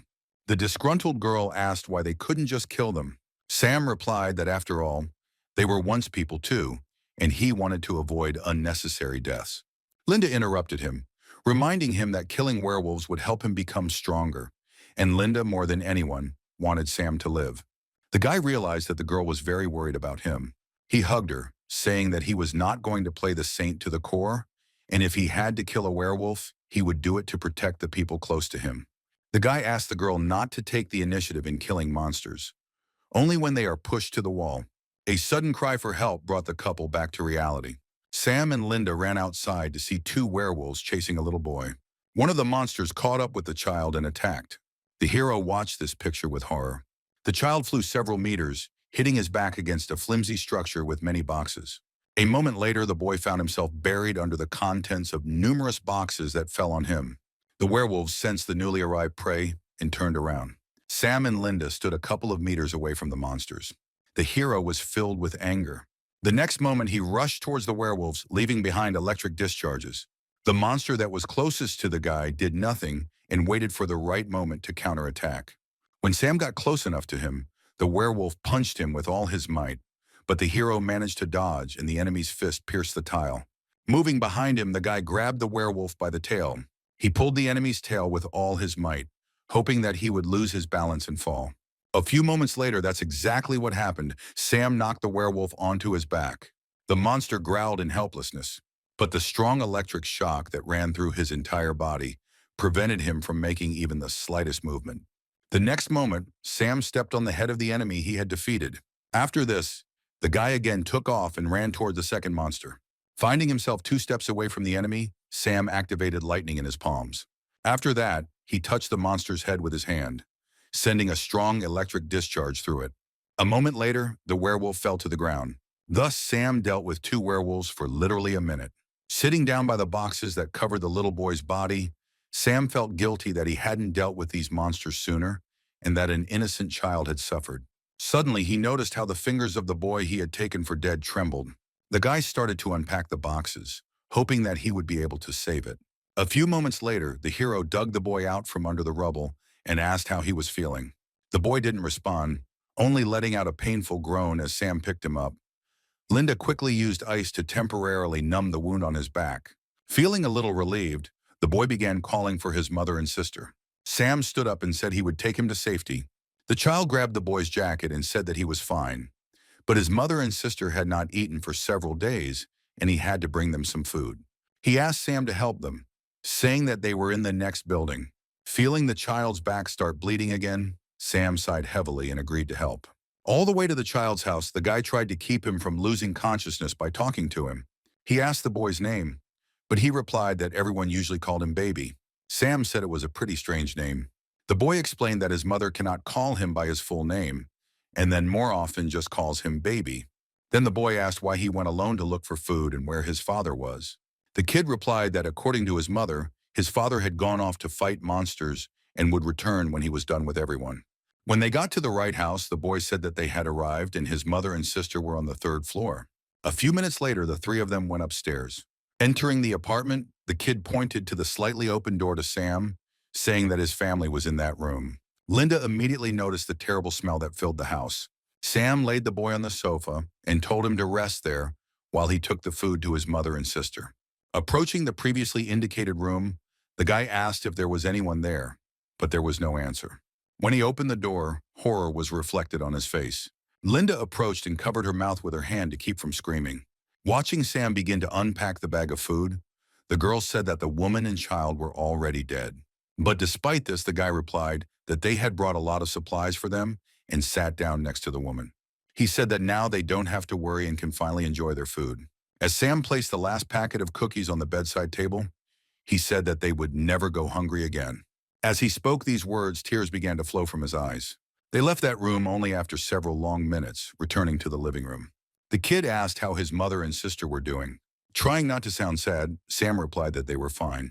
Sitting down on the floor opposite the boy, the guy began to open the remaining supplies and said that his sister had eaten and immediately fallen asleep, so there was no point in disturbing them for now.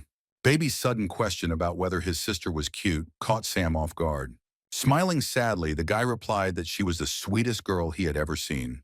Afterwards, Sam helped the boy into a sitting position, telling him that he needed to get better as soon as possible to protect them. Our hero handed the kid a spoon with canned meat, saying that he needed to eat. Suddenly, the boy started coughing heavily. As soon as this attack stopped, he replied that he would not eat because it was too difficult to find food now, and he needed to save. Sam sighed and replied that Baby could eat in peace because he still had plenty of food left. Suddenly, the boy asked if he could ask Sam one question, and he nodded approvingly in response. He asked the guy to leave this food for his mother and sister. With tears in his eyes, the kid said that this was how they could hold out until his father returned. Sam replied that he would leave them all the food he had so the boy could eat in peace because he also needed strength to wait for his father's return. Closing his eyes, the kid said that it would be great if he had met Sam a little earlier. Then they wouldn't have to go hungry. After this, the boy lost consciousness and began to fall. Sam threw the can of food on the floor. He managed to catch the boy in time. The guy was trying to wake him up so that he would get up and eat. But a few moments later, when baby's chest stopped rising, the realization of what had happened came to Sam. This child died in his arms. At that moment, many new wounds appeared on his heart, and he screamed from the pain piercing his heart. Linda sank to the floor next to him and wanted to touch the guy's shoulder to comfort him. But suddenly, Sam started punching the floor with all his might, shouting that it was all his fault. A few seconds later, the boy stopped torturing the floor because the pain from his broken knuckles was nothing compared to the pain in his heart. With tears in his eyes, he said that if it weren't for his naivety and kindness, this child would not have been attacked by werewolves. If he had listened to the distress signal a little earlier, since their house was so close to the store, all this could have been avoided. The guy blamed himself for being selfish, and for the fact that he should have taken the initiative to search and rescue survivors much earlier. Sam understood that the deaths of the kid's family members and himself lay on his shoulders. Linda hugged the guy, asking him to stop thinking about it. But Sam couldn't stop thinking about it, because they weren't supposed to die. None of this was supposed to happen. Linda sat in that position for a long time, comforting Sam, whose heart that day was covered with deep wounds that would never heal. A few hours later, the hero covered the dead bodies with a sheet. He sincerely hoped that in another world they would be happy and would never know hunger again. The drawing lying on the nightstand caught Sam's attention. He held up a piece of paper that had a picture of the kid with his family on it. Looking at this drawing, Sam remembered that the boy believed until the very end that his father would return one day. The guy promised that he would definitely find his father, no matter what it cost him. After which he took a frame with a photograph of a father holding his son in his arms. Sam hoped that this man would be exactly as the kid described him. If this man simply left his family and ran away, then he will find him and kill him. At the same time, active operations were taking place at one of the captured military bases. People managed to lure several high-level monsters with abilities into traps and put them in cages. France reached out and stroked the captured monster, saying that very soon he would be generously fed. At that very moment, a subordinate approached him and informed him that everything was ready for dispatch. France said that they shouldn't hesitate, since with the help of high-level werewolves, they could get rid of the police. Derek didn't understand why his uncle didn't let him deal with all the people with abilities. The man replied that it was enough to simply destroy the werewolves, so there was no need to show these people to the world yet. After which he looked at the group of people wrapped in black cloaks, saying that these were his trump cards. At the same time, Sam and Linda came across a destroyed police station. Looking around, the guy came to the conclusion that there had been a fierce battle here, and most likely no one had survived. Also looking at the traces of the battle, it seemed to Sam that the werewolves had organized the attack. He did not understand why so many werewolves attacked a small police station. Suddenly, they heard shots somewhere nearby. Several werewolves rushed at their victims, deftly avoiding the bullets. Michael shouted at his subordinates to conserve ammunition and shoot only at heads and knees. Sam watched these people from the sidelines, noticing that they were dressed simply, cooperated with each other, and skillfully used weapons. Suddenly, Linda called out to him and pointed somewhere to the side. A few meters away from them, two more people were fighting a crowd of monsters. The girl noticed that several werewolves had climbed onto the roof of the building and were about to attack from there. The hero ran towards the men, shouting that the enemy was going to attack from above. But they didn't have time to do anything and froze, watching the monsters flying towards them. At that moment, he shouted at them to lie down on the ground. After this, Linda created numerous ice needles and sent them all towards the enemy at high speed. The lying men heard several explosions. However, a few moments later, when the dust settled, the men saw that the monsters were still standing in front of them, but now there were chunks of ice sticking out of their bodies. Without wasting any time, Sam rushed toward the monsters, lightning bolts at the ready. He knocked the werewolves off their feet with one blow, after which he raised his fist up and shouted that he would kill them all. Along with the guy's fist, several powerful bolts of lightning fell on the monster. The men sitting nearby were amazed at what they saw. A couple of seconds later, Michael and his subordinates ran up to them, asking if everything was okay. The man reported that the werewolves had fled and they had stopped shooting. Noticing a guy standing nearby, Michael approached him and thanked him for his help. If it weren't for him, everyone here would be dead. Afterwards, the man extended his hand, saying that although he did not know the name of their savior, he was very grateful. At that moment, Sam remembered the photograph of the man holding the baby in his arms. Clenching his fist, he asked why, being so close to his home, the man did not come and save his child. After this, Sam lunged at Michael, intending to hit him. The man allowed the guy to throw him to the ground. As Michael's men pointed their guns at Sam, ready to fire at any moment, Linda covered the boy's back, aiming one ice needle at each of them. The man didn't even think about somehow resisting the guy who attacked him. He lowered his head and asked Sam how his family was doing. The guy was overcome with rage and asked why he couldn't go and check on the condition of his family members himself. Sam said that his wife and children were no longer in this world. The man grabbed Sam's hand and thanked him for the information. After this, he ordered his subordinates to lower their weapons and said that they were returning. The marshal looked at his commander with sadness. Sam was not happy with the man's reaction to his words and wanted to catch up with him. But his path was blocked by Marshall, who was standing nearby and said that there was no point in irritating Michael even more, since he had already suffered enough. He said that his commander was completely different from the person Sam might have imagined. Some things cannot be seen right away. Sometime later, the men took Sam and Linda to their hideout. Looking around, the guy asked why there were so many werewolf corpses here. The marshal replied that when the monster attacks became more frequent, their superiors asked them to return to headquarters and be ready.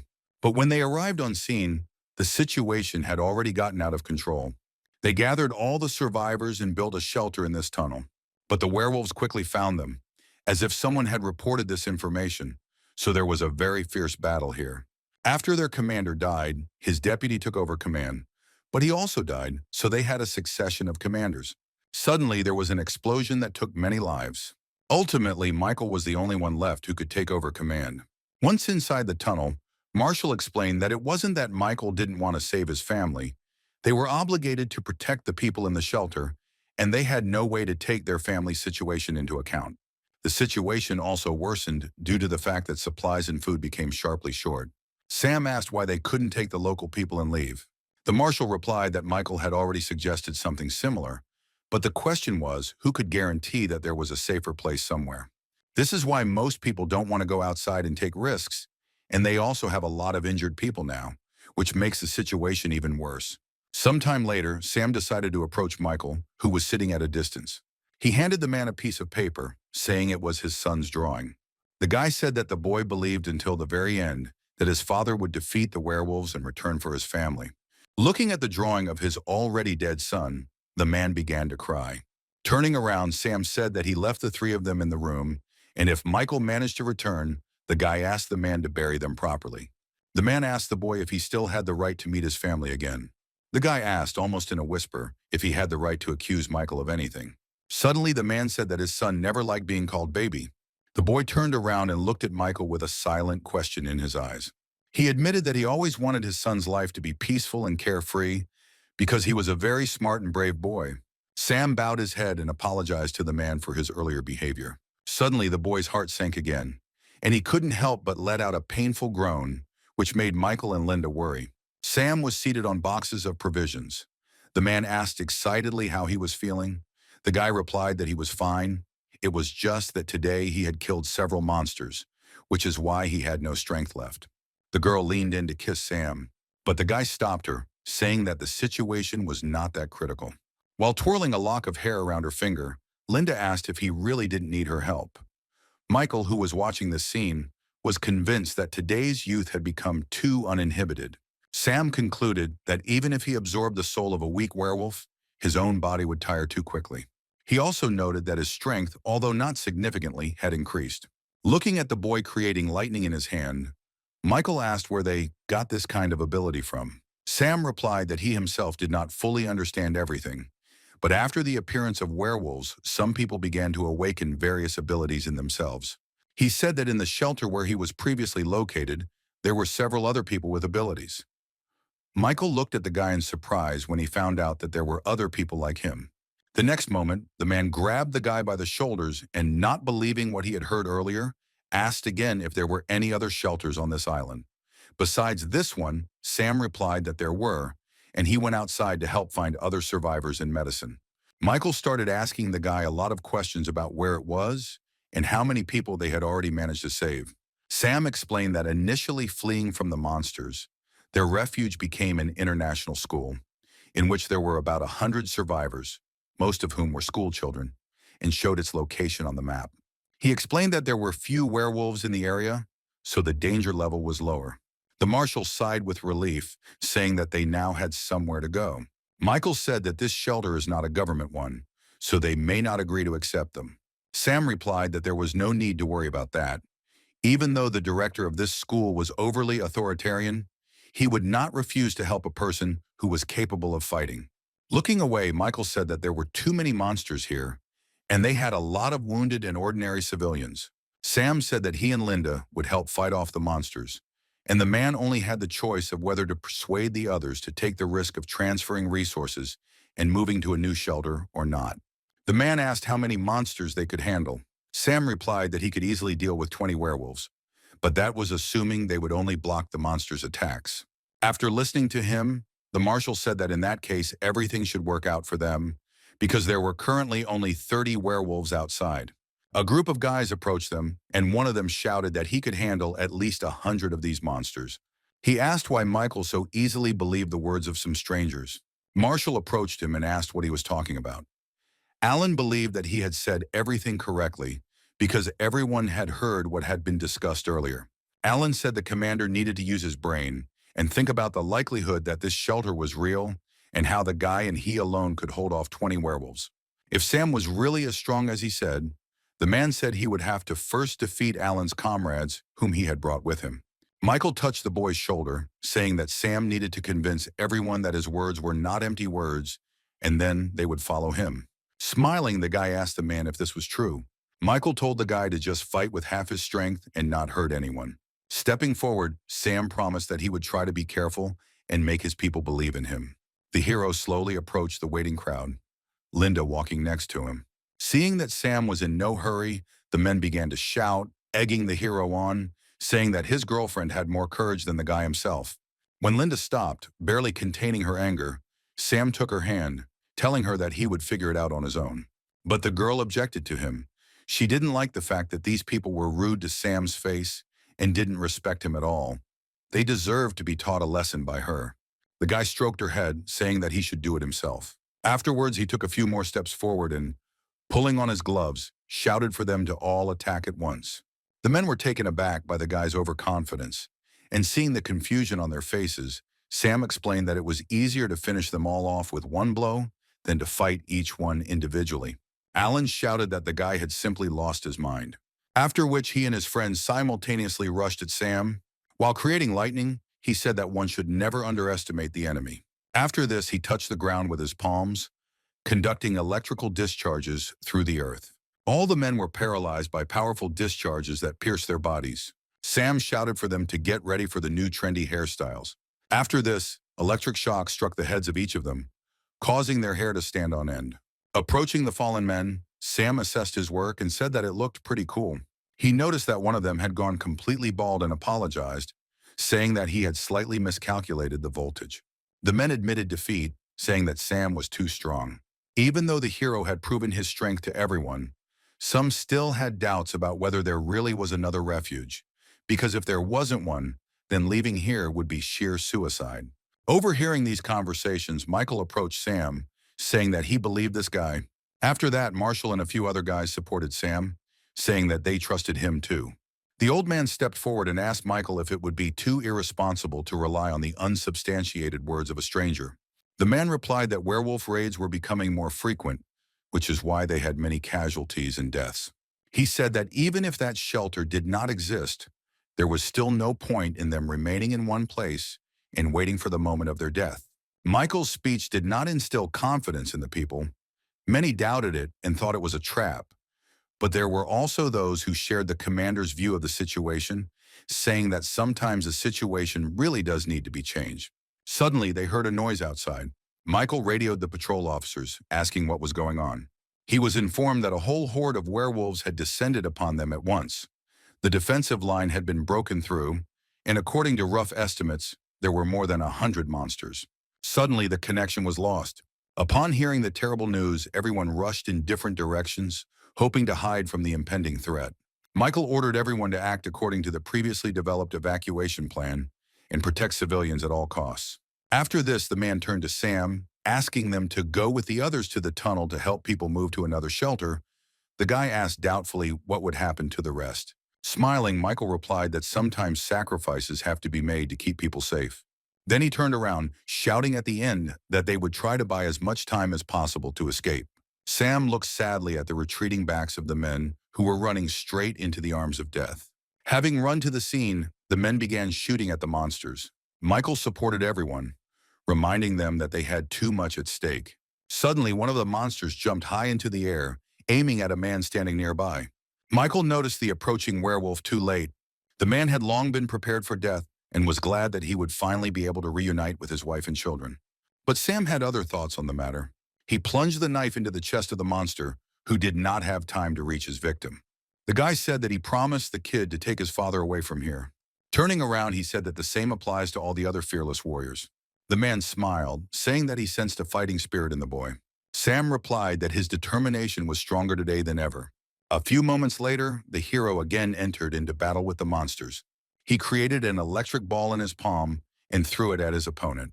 The werewolf was knocked off his feet by this blow and flew back several meters. Sam felt the power coursing through his veins. When several werewolves rushed at him at once, the boy took a defensive stance, gathering as much strength as possible into his hands. The next moment he hit the ground and electric discharges struck the werewolves. Linda was at the top at this time, creating ice needles. When Sam carried out his attack, the girl realized that it was her turn. A multitude of ice needles fell from the sky onto the monsters like hail. As Linda sat down next to Sam, he praised her. Suddenly, he felt something strange. The guy saw clots of animal energy floating in the air. Suddenly, another werewolf appeared and lunged at Sam and Linda. The girl reacted faster than the boy and began to create an ice shield to protect Sam. But the barrier she created was broken by one blow from the werewolf, and Linda herself was thrown back. Michael was attracted by the noise from the side, and when he turned around to see what was going on, he saw Sam and Linda lying on the ground next to the monster. He shouted to his subordinates to hurry to their aid. Michael and another man were at Sam's side in an instant and started shooting at the enemy. The worried hero asked if Linda was okay, and the girl nodded her head. Suddenly, his heart began to squeeze again, and he let out a painful groan again. Seeing Sam in this state again, Linda was scared. The hero thought that if with each kill of werewolves their souls continued to be absorbed by him, then the negative effect would only grow. But he also could not be sure that Michael and his guys would hardly be able to withstand so many monsters. The man turned around and shouted at Sam to get out of there as quickly as possible.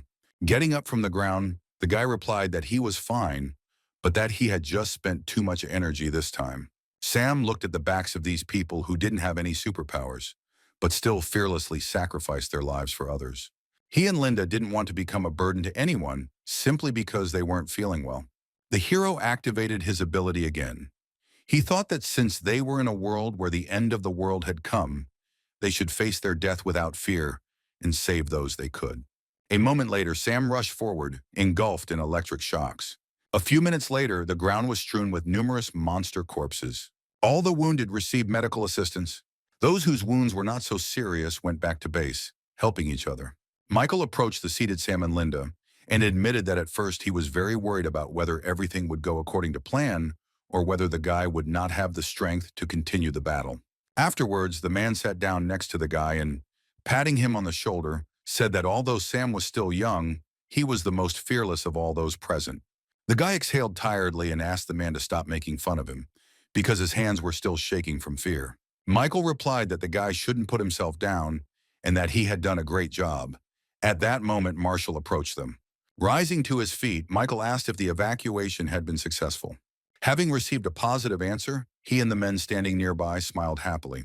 Afterwards, Michael extended his hand to Sam, saying that it was time for them to move on too. The hero took the offered hand and smiled. All this time, they were being watched unnoticed through binoculars. France didn't expect Sam to join a group of ex-military men and take their side. He lowered the binoculars and said that in that case, the guy shouldn't blame him for the cruelty he had shown, because he himself had chosen his future fate. After this, France ordered the release of everyone they had locked in the truck parked nearby. When high-level monsters emerged from there, the man gave them the order to destroy everyone in the enemy camp. A few moments later, several dozen werewolves rushed in the direction he had indicated. Sam and Linda, accompanied by other soldiers, passed through the tunnel. Michael gave the order to plant explosives in order to blow up the place later and prevent the monsters from using this passage. The man instructed others to search for their surviving comrades. Looking at him, Sam thought that if he really wanted to save as many people as possible, then he should follow his example. If he were in charge, he wouldn't even think about covering the rear by destroying the tracks. A few moments later, one of the men shouted that he had found one survivor, but he was badly wounded. Michael rushed to his aid. The man touched his commander's shoulder, telling him that they shouldn't waste extra bandages because he wouldn't survive with a wound like that. Michael interrupted the man, saying that he would definitely survive. Suddenly, he was contacted by radio and informed that another horde of werewolves was already within a radius of 1 kilometer from them. He asked if they had managed to plant the explosives. Michael was horrified when he was told that the detonator was nowhere to be found. Sam decided to intervene and said that he would block the passage and buy them some time. The man approached the boy, saying that he was too weak now and he did not want to put his life at risk. Contacting his subordinate by radio, Michael asked for the necessary materials for the explosion, and he ordered the others to take the people as far away from here as possible. Sam shouted that his strength had been restored and he was ready to fight again, but Michael interrupted him, saying that he would not accept any objections. Suddenly, the wounded man intervened in their argument, saying that he would stay there anyway. Taking a grenade out of his pocket, he said that he still had one left in reserve, and that should be enough. So the man asked that they all leave from there together. Michael looked at his subordinate with horror, about to object. But the man got ahead of him, shouting that if they didn't leave, he would blow them all up along with himself. If they don't hurry, the werewolves will be running here any minute. Michael clenched his teeth in frustration. He had nothing to say in response. He saluted the brave warrior with tears in his eyes. Then he turned around, telling Sam that they should hurry. Kevin asked the guy to make sure all the civilians got to the new location safely. He didn't want his sacrifice to be in vain. Closing his eyes, Sam promised that he would definitely make sure of this. This warrior's death would be a tremendous feat, and he would not let it all be in vain. Hearing Sam's words, Kevin smiled. The monsters were already approaching them. When the werewolves had gotten close enough, Kevin said it was time for them all to go to hell together. After that, he pulled out the pin with his teeth. The next moment, there was a loud explosion. Sam, Linda, and Michael managed to reach the members of their group ahead of them safely. Michael and Sam could not share all the joy of their appearance. They turned around, looking sadly at the collapsed passage. A few moments later, Michael turned to Marshall, saying they would be taking a 15-minute break. Afterwards, the man looked around, quickly examining everyone they had managed to save. Sam approached him and said that they would have to walk for more than a day to reach the shelter, and asked if the man had a travel plan. He replied that it was not safe to move at night, so he intended to find a place to stay overnight in a neighboring area. Looking sadly at the floor, the man said that there shouldn't be any problems because he knows this district like the back of his hand. Sam patted Michael on the shoulder and said that he could visit his wife and children on the way. Suddenly, a werewolf's roar was heard, attracting everyone's attention. Everyone looked toward the tunnel, and from the settling clouds of dust, they saw the huge silhouette of a monster. Michael walked up to his subordinates, telling them to be ready. In the darkness of the tunnel, the monster's eyes flashed dangerously red. The next moment, he let out an even more terrifying roar. Michael and the others began firing at the werewolf. Sam and Linda realized that they were facing a strengthened monster. Activating his abilities, the boy rushed forward, shouting at the military to step back. They were no match for a monster of this level. But it was too late. The werewolf had already attacked them. He grabbed a nearby car and intended to throw it at the military. The men lying on the floor watched this in horror. Suddenly, Sam appeared in front of them, shouting at them to run away.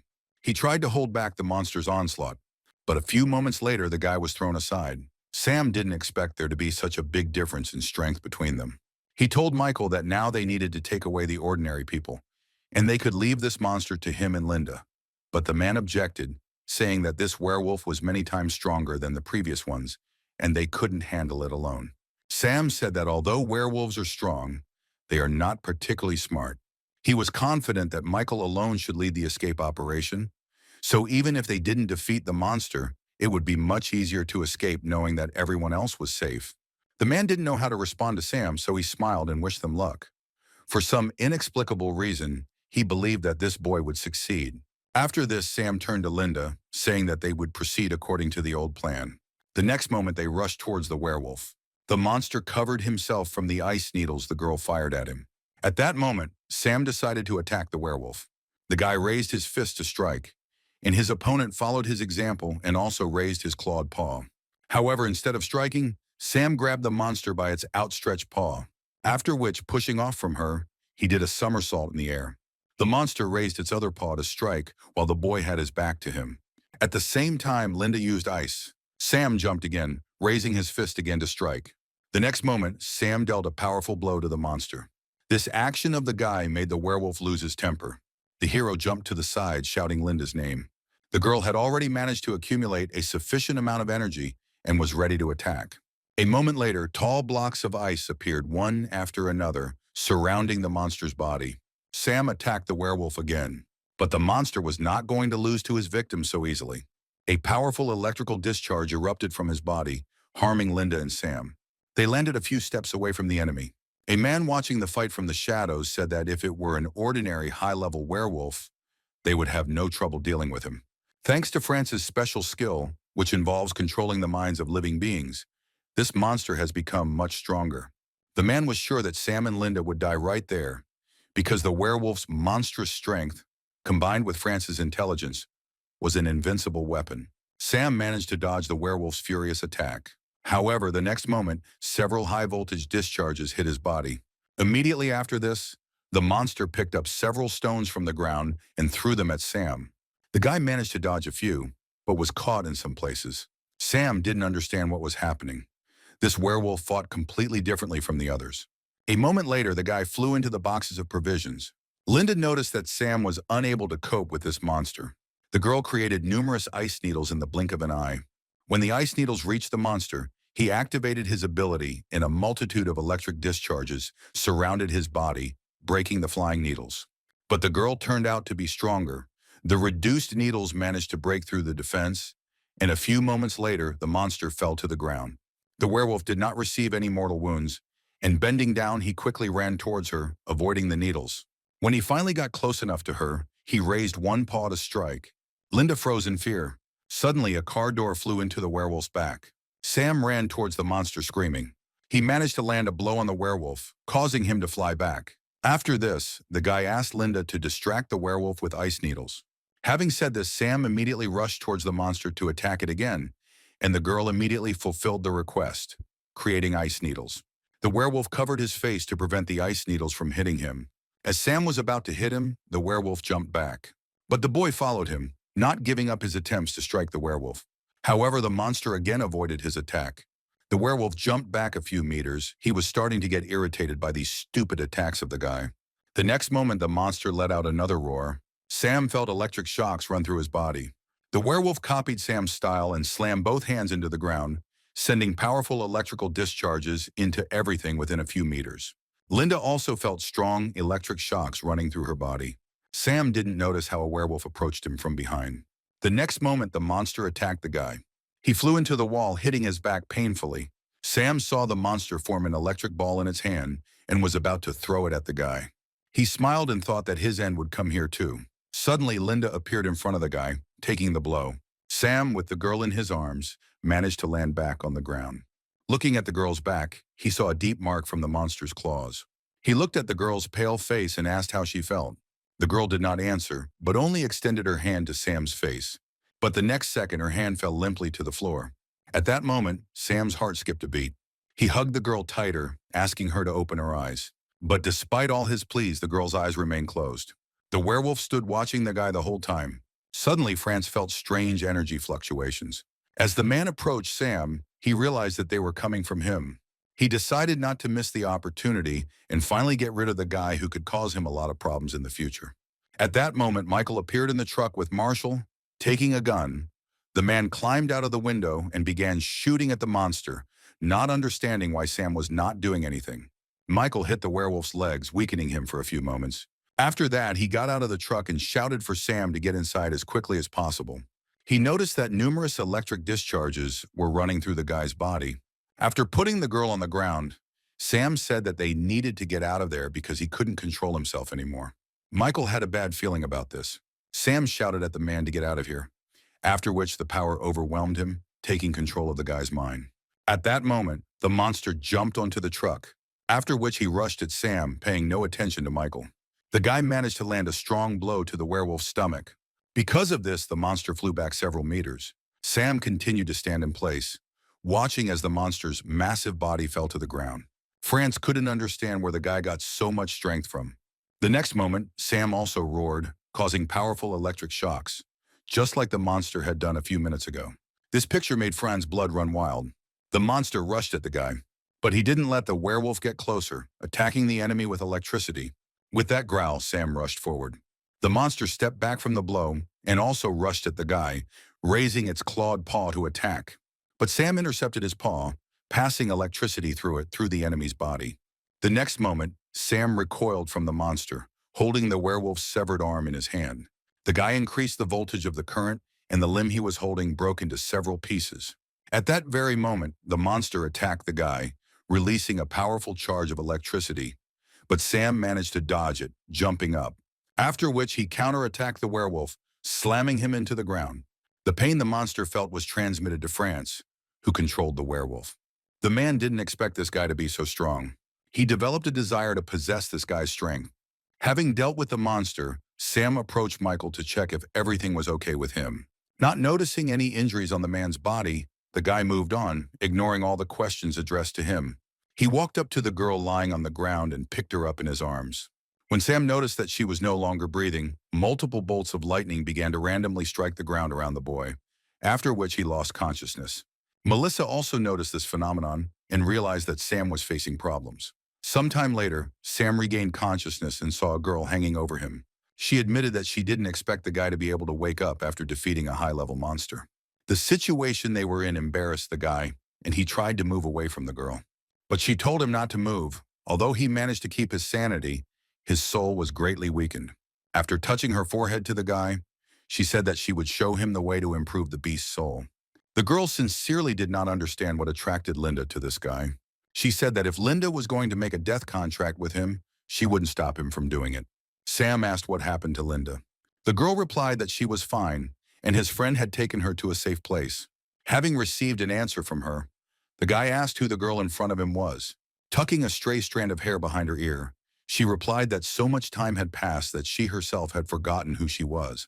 Approaching his face, the girl whispered that she only remembered that after the great battle between humans and demons, she left her physical shell and plunged into a deep sleep, becoming one with her blood descendants. She explained that the descendants are so-called guides for people like her. The main purpose of her existence, and that of creatures like hers, is to tell about what really happened so that people can understand how to resist it. Sam was surprised when he heard that the girl was somehow connected with the great war between demons and humans. She decided that to make it clearer to him, she should begin her story from the moment when God descended to this earth. The girl explained that at the cost of his own life, God created everything that exists on this earth, and based on the laws he left behind, living organisms began to reproduce. At that time, neither races nor classes existed. This was so until the devil, who is the enemy of God, penetrated into this pure and undefiled land. He was afraid of being destroyed by the new gods that might appear. Therefore, the devil began to enchant people. Thus, his followers began to appear, called the demon race. For a long time, the two races were at odds with each other until a special person appeared. Abel wanted to put an end to this endless feud and challenge the demons. He led humanity and eradicated the entire demon race on this earth. However, the devil managed to make his move, placing demonic forces in the hearts of all living things. So although the demons disappeared, conflicts between people did not cease. Every time the conflicts reached their peak, new demons were born. When something like this happens, all living things mutate under the influence of the devil's power. Sam wondered who the devil really was. The girl touched the guy's chest, saying that he does not have a physical shell. He lives in the hearts of people. She said that those killed monsters were demons. People consumed by greed also become demons. If Sam had not withstood the temptation of the beast soul, he would have become one of them too. Embarrassed by her touch, the boy asked if there was any way to resist demons. Smiling, she replied that everything was not as hopeless as it seemed at first glance. She explained that because the demons were created by the devil, they needed a leader who was overthrown a long time ago, and they would fight each other desperately until they chose a new demon king to lead them. If a person capable of killing the new demon king appears, then the evil essence in the souls of all living things will dissipate without a trace. From her words, the guy understood that until this time, people and demons were in the same boat. The girl confirmed his guess. A demon doesn't have to be evil, just as a person doesn't have to be good. After that, her fingers closed around the guy's neck. Smiling slyly, she said that although she looked like a conductor, she did not necessarily have to be as kind as they were.